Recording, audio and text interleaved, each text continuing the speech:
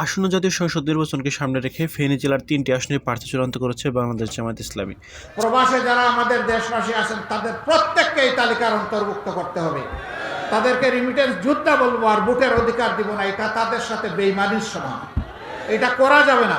তাদেরকে অবশ্যই ভোটার তালিকায় অন্তর্ভুক্ত করতে হবে। এই কাজগুলো সম্পন্ন করে প্রয়োজনীয় সংস্কার সম্পন্ন করে যে নির্বাচন হবে, সেই নির্বাচনে আসল ন্যায় সত্য এবং কল্যাণের পক্ষে দাঁড়াই, সত্যিকারের স্বাধীনতার পক্ষে দাঁড়াই। আল্লাহ আমাদেরকে তৌফিক দান করুন। আল্লাহ হাফেজ।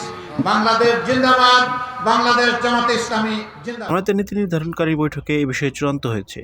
বিষয়টি নিশ্চিত করেছেন উপজেলা জামায়াত ইসলামের আমির মাওলানা গাজী সালাউদ্দিন। সূত্রে জানা যায়, গত 3 ফেব্রুয়ারি Dagan ভোরতা Ataturk model high school মাঠে জামায়াত ইসলামের আমিরের পথসভা শেষে ফেনী জেলা জামায়াতের আমির মুফতি আব্দুল হান্নান দলীয় প্রার্থী হিসেবে ছাত্র শিবিরের সাবেক কেন্দ্রীয় সভাপতি ও জামায়াতের ঢাকা মহানগর উত্তরের সহকারী সেক্রেটারি জেনারেল ডক্টর ফখরুদ্দিন পানিকের নাম সহ জেলার 3টি আসনের প্রার্থীর নাম ঘোষণা করেন।